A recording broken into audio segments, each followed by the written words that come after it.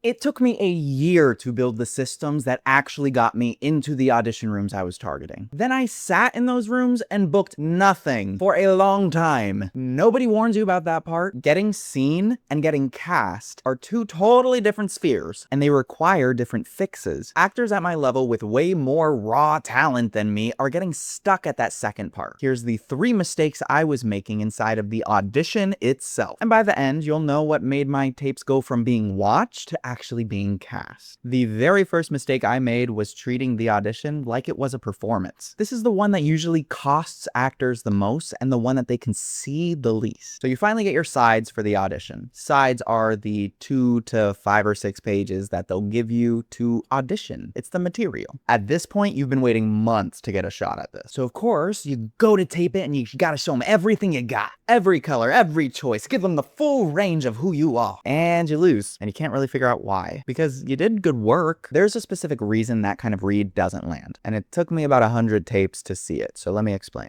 When you play the audition as a performance, you're actually asking to be evaluated. Look at me, I'm a fantastic actor. That's the read. And I know exactly what that felt like from the inside. There was a long stretch where that's what I would bring to every single audition I had. But here's the thing. I wasn't in a scene. I was demonstrating what I should be doing in a scene. Watch who actually gets cast in the parts that you're going out for. Almost none of them, I can guarantee you, are the biggest performance on the pile. They're the ones who look like they already have the job. Nothing to prove. They're just a specific person in a specific situation trying to overcome something. I've heard from working actors, many of whom that are much more gifted than me, tell me that the big bookings that they had came from things that they didn't even think they'd get because they thought they just sent in something a little too small. I had a mentee run straight into this from the other side. There was a casting office that asked him to come in and read for a different role. And he came to me into our session to work on it, completely convinced that he bombed his whole audition. That he must have performed badly that other time. He wasn't doing enough. No. It was not. Casting offices are way too busy to give out pity reads to people. Being asked back to read for another role is still a yes. They liked his work. They just want to find him in a different pinpoint in the project. Make sense? No, really, I want to make sure it makes sense. Go ahead and hit the like button. I want to see if you're picking up what I'm putting down. So here's what I don't want to get confused. The fix to all of this is not doing less. It's changing your aim direction.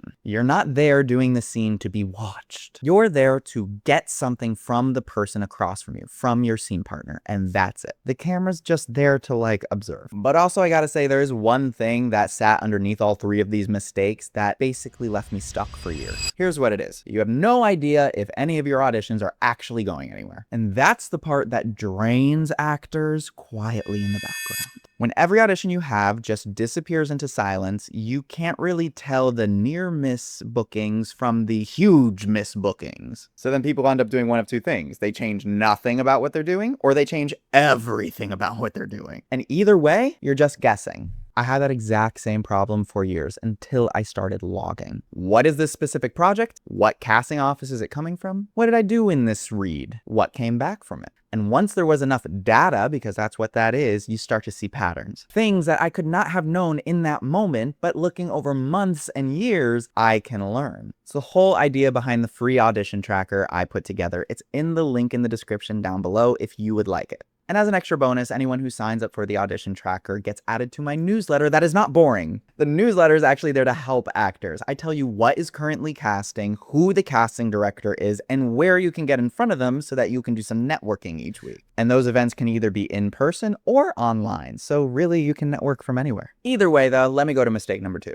because this one felt like the single most responsible thing I was doing, and it was unfortunately quietly costing me every audition where they kind of liked me. So here's my second mistake, and I defended this for years. I over-prepared. I'd run my read of that script so many times that by the time I had to go tape it or perform it, it was locked. One version, welded into place, perfection. I was proud of it because prepping your work is very professional, right? That's the professional move. But here's what nobody tells you. A locked read can get no redirection. And the redirection is your audition. At some point in this process, you're most likely going to get to a casting director for a callback. When the reader stops you mid-sentence or the casting director gives you some feedback in order to adjust your performance, that's called a redirect, and you better know how to do it. And here's the funny part too. It's very rarely a correction. 9 times out of 10, it means that they are interested in you, but they just need to make sure that you're able to be flexible, because if the director on the day wants to adjust something slightly, you got to be able to do it, which is the actual job. On set, a director might change your entire read or approach to a scene in 30 seconds, and you better know how to turn it on a dime. So when a locked-in actor gets a redirect, 2 things happen.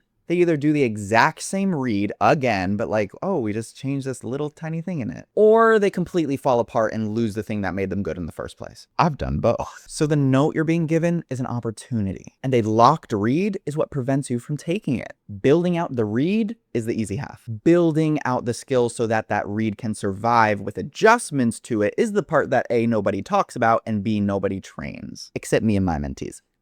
Now, the third mistake is something that took a long time to admit, because to me, it looked like consistency. The third mistake was that I taped everything the same way. Same energy, same tempo, same me. I thought that was having a strong identity as an actor, or a strong brand. It was actually having no individual read on what every single project is looking to cast. 2 roles can have practically identical sides to them and be done totally different ways. Maybe there's a cold procedural versus a family drama on ABC. You might get the same exact 4 lines in those things, but you better know how to perform them way differently. Because if you went and just played them both at the same temperature, something's gonna feel wrong. And no one's gonna take the time to tell you why. They're just gonna keep scrolling until they find the right actor. Here's the truth. Your tape isn't competing against every single actor on Earth. It's competing against a specific tone. And the actors who convert are the ones reading in the correct tone. What show is this? What world is this? How big do these actors perform? I personally couldn't see this until I had enough logged auditions to go look back on them. A lot of the times, the reads that got the most traction weren't my most impressive auditions. They were the ones where I accidentally matched the temperature of whatever that tone was. And this cuts the other way too. It's what most actors miss. If you never vary, you also never find out what you're genuinely best at. My whole entire read on my casting came from a long time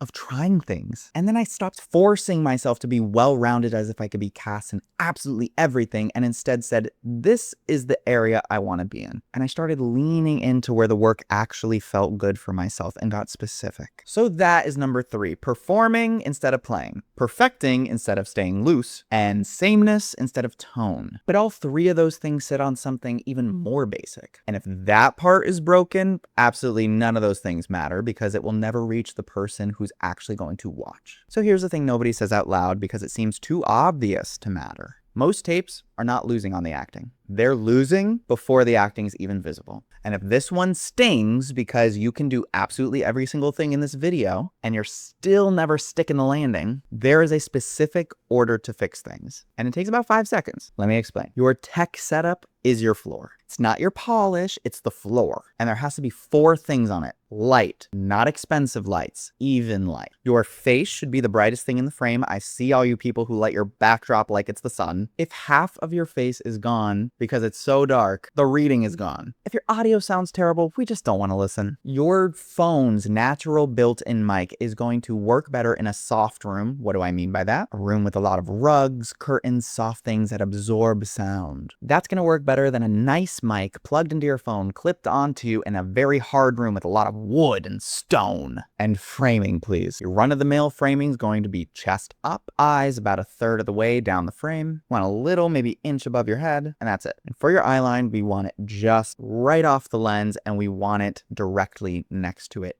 about your same height. We don't want it below you, so it looks really like you're looking down on a child. We don't want it above you, so you look like the child yourself. Before I record anything and you record anything, check those 4 things. It takes you like a minute. And here's the thing about that 1 minute. It is the highest return time you will ever spend on an audition. And almost nobody spends it. So remember, getting into the room is a targeting problem. Getting cast in a room is a flexibility problem. Almost nobody separates those 2 in order to figure out what's going wrong on both ends. So if that's something that interests you and you want some help from me, go ahead and sign up for a free call in the description down below. I'd love to chat and get you some help. But remember, a read that converts is only worth something if the right offices are actually seeing it. If you want the specific skills that got casting directors to be coming to me instead of the other way around, go ahead and check out this video right here. I will see you in the next one. Love you guys. Mwah.